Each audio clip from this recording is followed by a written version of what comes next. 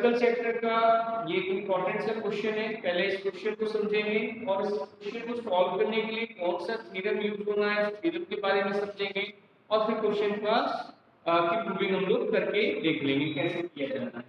तो देखिए क्वेश्चन में क्या बता रहा है, two circles intersect each other at two points A and B.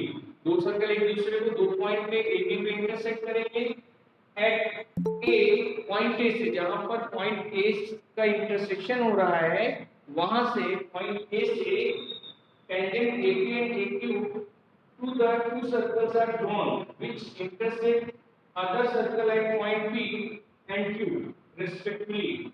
Prove that AB is the bisector of angle PBQ. ये प्रूव करना है आपको कि वहां पर जो आपका AB होगा एंगल PBQ का एक बाइसेक्टर होगा। ये हम लोग करके भी दिखाएंगे।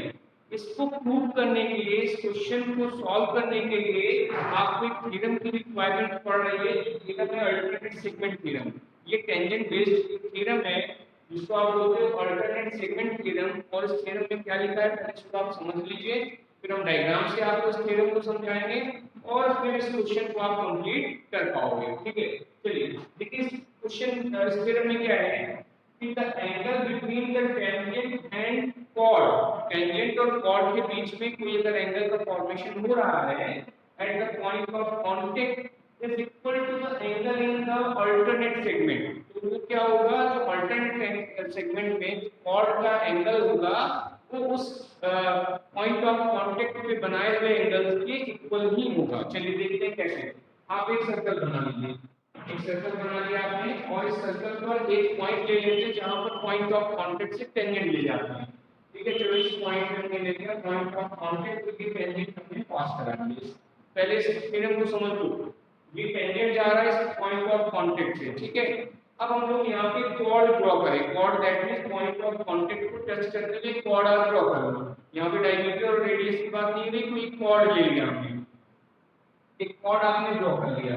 अब देखिए यहाँ पर जो अकॉर्डिंग टू दिस थ्योरम यहाँ पर जो टेंजेंट और कॉर्ड के बीच में ये एंगल का फॉर्मेशन हो रहा है। ठीक है, यहाँ पर देख सकते हो टेंजेंट और कॉर्ड के बीच में ये एंगल जो फॉर्मेशन हो रहा है ये इक्वल होगा जो रिमेनिंग सेगमेंट आपको पता है। देखो एक सेगमेंट तो ये हो गया जहां पे आपने एंगल लिया। अब जो रिमेनिंग सेगमेंट है उस पर जो उस सेगमेंट में जो एंगल का फॉर्मेशन होगा बाय द कॉर्ड उस एंगल के इक्वल होगा ये एंगल। ठीक है, देख सकते हो बना के दिखा दिया है कुछ इस तरीके से। इसको रिमेनिंग सेगमेंट में मिला है तो हम ये देखेंगे यहाँ पर जो एंगल का फॉर्मेशन हो रहा है और यहाँ पर जो एंगल का फॉर्मेशन हो रहा है इसको x लिख लें, इसको y लिख लें, तो हम लिख पाएंगे angle x equal to angle y। This is the alternate segment theorem. इसको बोलते हैं अल्टरनेट सेगमेंट थ्योरम कि टेंजेंट और कॉर्ड के बीच में किसी एक सेगमेंट में आपने इस सेगमेंट में आपने एंगल यहाँ पर x लिया। ठीक है, यहाँ पर आपने इस सेगमेंट में आपने यहाँ पर एंगल x ले लिया, तो इसका जो दूसरा सेगमेंट है वहां पर आप देखोगे जो एंगल का फॉर्मेशन होगा ये एंगल और ये एंगल इक्वल होगा। आप इसको और एक तरीके से बोल सकते थे, आप किस एंगल को ले लेते, आप सपोज करो इस एंगल को ले लेते, तो ये भी तो कॉर्ड और टेंजेंट के बीच का एंगल है। तो उस केस में अब ये कॉर्ड जो दूसरे वाले सेगमेंट में जो एंगल बनाएगा कुछ इस तरीके से अगर हम बना दें ये एंगल इस एंगल के इक्वल होता है। ठीक है, इसको बोलते हैं अल्टरनेट सेगमेंट थ्योरम। समझ में आ गया अल्टरनेट सेगमेंट थ्योरम। अगर आप अल्टरनेट सेगमेंट थ्योरम को समझ रहे हो तो ये क्वेश्चन का सॉल्यूशन आप तुरंत लिख लोगे, इसमें प्रॉब्लम नहीं होगी। क्लियर हो गया होगा। इसको हम रफ करने जा रहे हैं और अब हम लोग फिगर बनाएंगे according to the question. Question में जो गिवन है उसके अकॉर्डिंग हम लोग फिगर को बनाने जा रहे हैं। ठीक है, तो इसको रफ कर लिया जाए, थ्योरम को बता दिया जाए। थ्योरम में क्या लिखेंगे, अल्टरनेट सेगमेंट थ्योरम।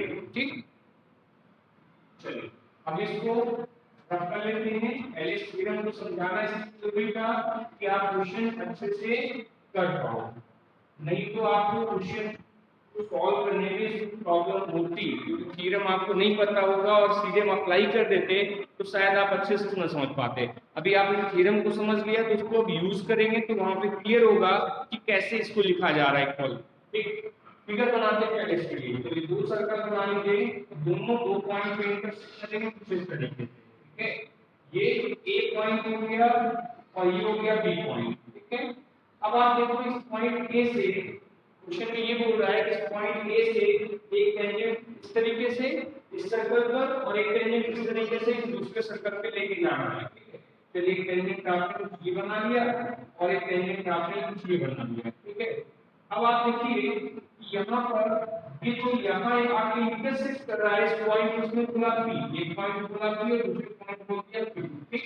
और इसके बाद पी बी क्यू को ज्वाइन कर देना है, पी बी क्यू को और ए बी को ज्वाइन कर देना है, पी बी क्यू इस तरीके से और ए बी को आपने इस तरीके से ज्वाइन कर दिया, ठीक है। आपने कंस्ट्रक्शन कर दिया कि यहाँ पर देख सकते हो कि ए बी को ज्वाइन किया, ठीक है। कि आपको प्रूव करना है कि ए बी बी को एंगल को बाइसेक्ट कर रहा है, दैट मींस ये इक्वल पार्ट में डिवाइड कर रहा है, ठीक है। और साथ में आपने पी बी क्यू को भी ज्वाइन कर दिया। तो सारी चीजें हम लोग को लिखनी पड़ेंगी इसमें। तो गिवन में आपसे देख सकते हो, गिवन में सारी बातें आप पहले लिख लो। क्या है, जो सर्कल है वो 2 पॉइंट ए और बी पे इंटरसेक्ट कर रहा है। Circles, to circles and to be written, two circles intersect at points A and B. AP and AQ are the tangents on the circles, ठीक है। कंस्ट्रक्शन में आपने क्या किया, कंस्ट्रक्शन में AB को ज्वाइन किया है, PBQ को ज्वाइन कर दिया है, ठीक है। तो कंस्ट्रक्शन में आपने क्या किया है, ज्वाइन AB एंड PBQ, ठीक है।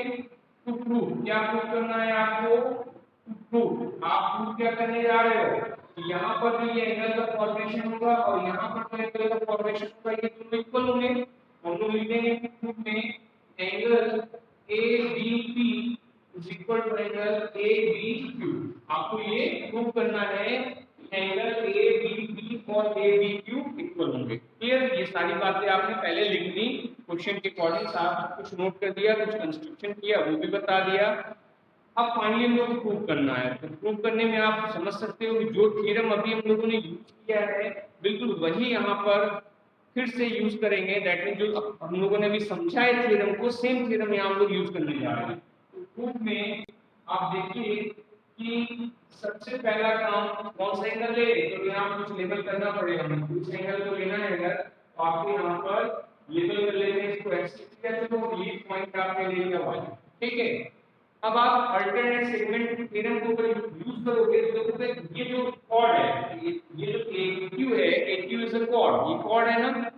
तो यहाँ पर जो टेंजेंट जा रहा है इस पॉइंट का कांटेक्ट एक्सिस के साथ जो एंगल बनाएगा कॉर्ड, दैट मींस XAQ, तो किसके इक्वल होगा, आप देख सकते हो AB यहाँ पे वो कॉर्ड है, ये AB AQ is a cord.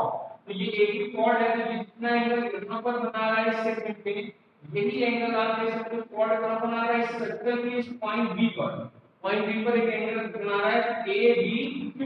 तो दैट मींस ये एंगल और ये एंगल आप देख सकते हो क्या होगा, इक्वल होगा बाय अल्टरनेट सेगमेंट थ्योरम, ठीक है। लिख सकते हैं हम लोग, लिखेंगे angle XAQ is equal to angle ABQ by alternate segment theorem, ठीक है। तो आपने इस बात को बता दिया कि XAQ जो है वो इक्वल होगा ABQ के by this theorem. Same thing हम लोग इस एंगल के लिए भी यूज करेंगे, YA और P देख सकते हो इस पॉइंट A पर इस टेंजेंट को अगर आप लेते हो और AP लेते हो तो यहाँ पर ये जो एंगल का फॉर्मेशन होगा टेंजेंट और कॉर्ड के बीच में, ये एंगल इक्वल होगा, इक्वल होगा इस वाले एंगल के इक्वल होगा। देख सकते हो ना, ये कॉर्ड है, कॉर्ड और टेंजेंट के बीच में यहाँ पे एंगल का फॉर्मेशन देख सकते हो ये वाला हो रहा है और यहाँ पर अगर आप इस कॉर्ड को देखोगे एपी को, लिस्ट जो रिमेनिंग सेगमेंट है इस सर्कल का रिमेनिंग सेगमेंट है वहां पर देखो ये एंगल का फॉर्मेशन कर रहा है, दैट मींस ये ए बी और बी के इक्वल हो रहा है। ठीक है, लिख सकते हैं तो ये हो जाएगा angle Y A P, angle Y A P equal to angle इसके इक्वल है ए बी और पी के इक्वल होगा, A B P by the same theorem. Theorem आपने यहाँ पर सेम यूज किया, इसको लिखा है इक्वेशन नंबर 1, इसको लिखा है इक्वेशन नंबर 2। क्लियर हो गया? यहाँ तक आपने इन दोनों एंगल्स को एक्स ए क्यू को और वाई ए बी के इक्वल, एक्स ए क्यू को ए बी पी के इक्वल दिखा दिया, और यहाँ से जो दूसरी साइड वाई ए पी को आपने इक्वल दिखा दिया ए बी पी के, हाँ ए बी पी के, और by using the alternate segment theorem. Alternate segment theorem इसीलिए पहले डिस्कस कर लिया गया था, है क्या वो। अब आप यहाँ क्लियरली समझ पा रहे हो क्यों इक्वल किया। अब देखो अगले स्टेप में तो ये प्रूव होने वाला है कि आप यहाँ पर एक्स ए क्यू और वाई ए पी को अगर आप देखो तो ये दोनों वर्टिकली अपोजिट एंगल है, वर्टिकली अपोजिट एंगल है। तो जब एक्स ए क्यू और वाई ए पी आपस में इक्वल होगा, इसका मतलब है कि जो दोनों एंगल्स हैं वो इक्वल हो जाएंगे, और जब इक्वल हो जाएंगे तो पी भी क्या कर देगा, ए पी बी क्यू को बाइसेक्ट कर रहा है। ठीक है, चलिए कुछ स्टेप बचे हैं इसको रब कर लेते हैं, नोट कर लिया होगा सब लोगों ने, रब करके इसके आगे के स्टेप को कंप्लीट कर लेते हैं। ठीक है, चलिए क्या कर लें।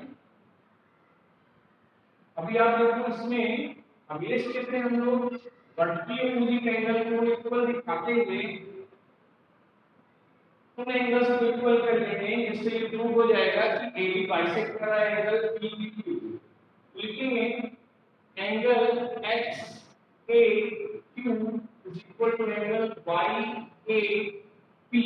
ये क्या है, वर्टिकली अपोजिट एंगल है। ये दोनों एंगल क्या है, वर्टिकली अपोजिट एंगल में, वर्टिकली अपोजिट एंगल है, इक्वल होंगे। ठीक है, अच्छा अब आप क्या बोलोगे कि क्वेश्चन नंबर 1 और क्वेश्चन नंबर 2 में आपने एंगल एक्स ए क्यू की और एंगल वाई ए पी की वैल्यू निकाल रखी है, इनकी वैल्यू हम यहाँ पुट कर लेंगे। ठीक है, फ्रॉम इक्वेशन 1 एंड 2 अगर 1 और 2 को यूज करें तो हम ये देखेंगे एंगल एक्स ए क्यू की वैल्यू क्या हो रही है, एंगल ए बी क्यू हो रही है, हो जाएगा एंगल ए बी क्यू, और is equal to angle Y A P की वैल्यू क्या हो रही है, एंगल ए बी पी हो रही है, एंगल ए बी पी। ठीक है, यही आपको प्रूव करना था। आप देख सकते हो जब आपने ये वेरीफाई कर लिया कि ए बी क्यू, ये वाला जो एंगल है देख सकते हो जो ए बी के साथ बन रहा है, ये एंगल ए बी क्यू, और ए बी के साथ में बनने वाला जो इधर का एंगल है ए बी पी, अगर ये दोनों इक्वल है तो ए बी क्या कर रहा है, एंगल ए बी क्यू को बाइसेक्ट कर रहा है। ठीक है, तो यहां हम लिख सकते हैं therefore A B bisect angle P B Q, hence prove.